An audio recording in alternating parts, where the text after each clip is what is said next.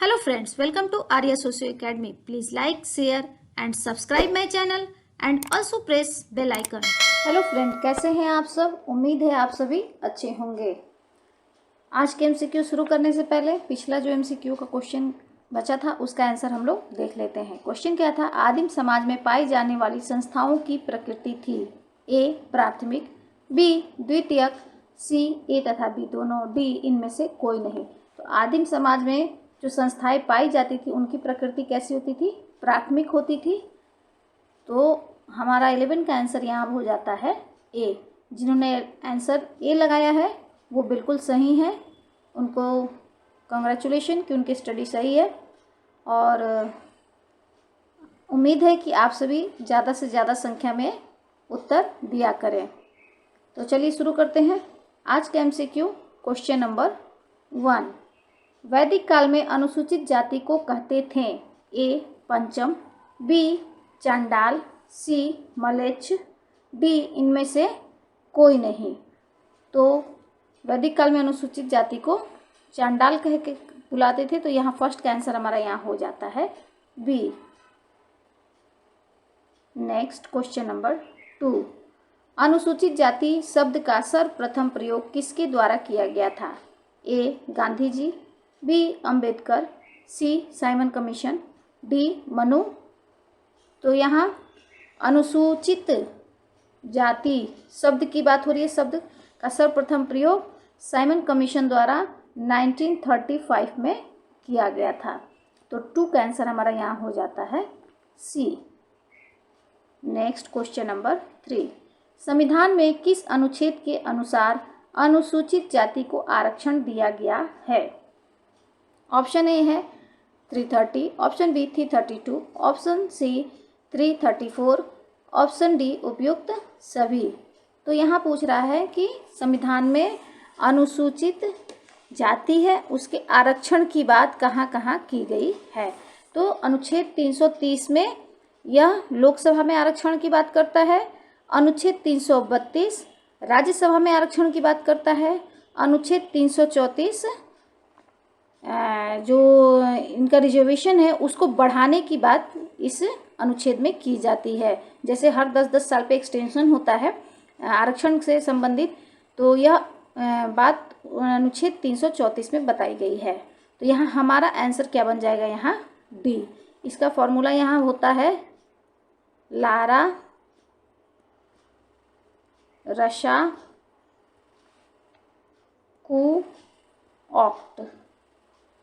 तो यहाँ फॉर्मूला, यहाँ लोकसभा में 330, यहाँ एंग्लो इंडियंस के लिए है ये 332 हो जाता है, ये भी एंग्लो इंडियन के लिए है। यहाँ रिजर्वेशन आपको एक्सटेंशन मिलता है 334 में, और यहाँ आपके सर्विस में रिजर्वेशन की बात होती है 335 में। ये दोनों एंग्लो इंडियन से संबंधित है। और यहाँ कमीशन बनाने की बात होती है, और ऑक्ट ओबीसी, एससी और एसटी से संबंधित ये आगे के अनुच्छेद है। तो यहाँ हमने 3 का आंसर देखा डी।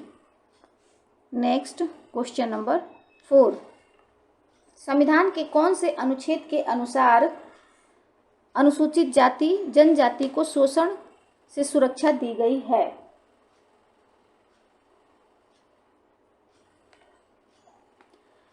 ऑप्शन ए है 23, option B 19, option C 15, option C 17। तो अगर हम यहाँ देखें तो क्वेश्चन के अनुसार पूछ रहा है कि शोषण से सुरक्षा की बात की गई है। शोषण के बारे में पूछ रहा है कि किस अनुच्छेद में शोषण से संबंधित चर्चा है। तो अनुच्छेद 17 को देखिए तो ये अस्पृश्यता की बात करता है, अस्पृश्यता के अंत की बात करता है। अनुच्छेद 15 क्या कहता है? भेदभाव, किसी भी जाति, धर्म, जन्म स्थान, लिंग आदि के आधार पे भेदभाव नहीं किया जाएगा। 19 हमें स्वतंत्रता देता है।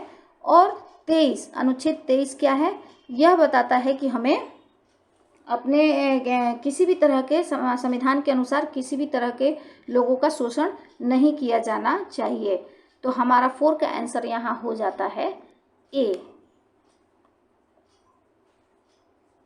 नेक्स्ट क्वेश्चन नंबर 5, संविधान के किस अनुच्छेद के अनुसार हरिजन कल्याण के लिए आयुक्त की नियुक्ति की गई है? अभी हमने अभी इसके पहले जो फॉर्मूला देखा था लारा रसा कू ऑक्ट, तो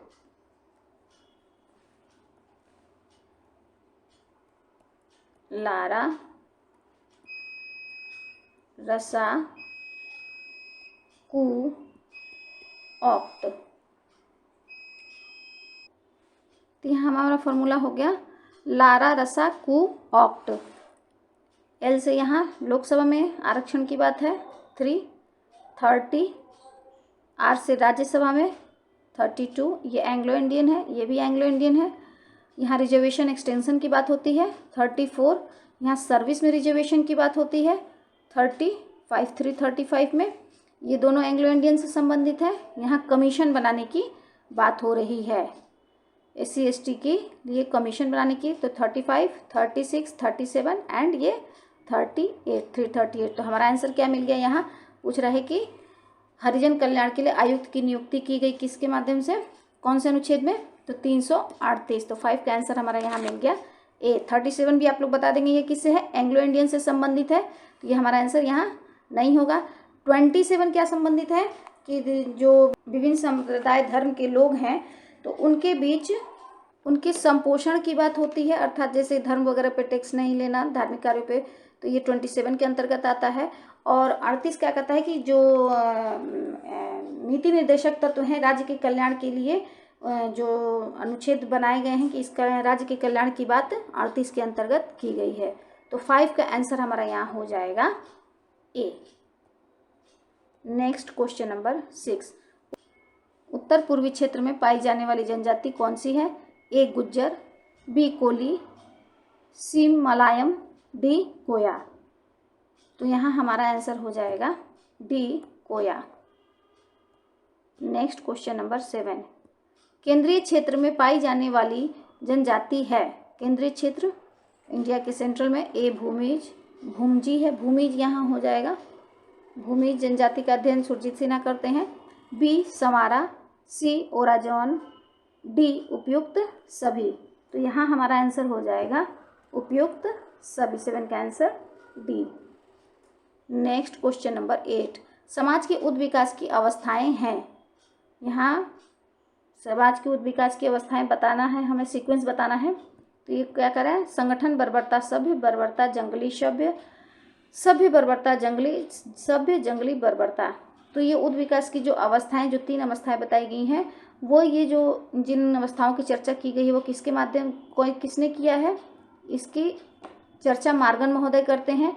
और वे कहते हैं कि ये सीक्वेंस बताते हैं कि समाज का उच्च विकास जंगली, बर्बर और सभ्य, जंगली की जगह पे यहाँ संगठन शब्द यूज किया गया है क्वेश्चन के अकॉर्डिंग। तो यहाँ जंगली, बर्बर और सभ्य समाज के उच्च विकास की अवस्था के बारे में बात करते हैं मार्गन महोदय। तो 8 का आंसर हमारा यहाँ हो जाएगा A।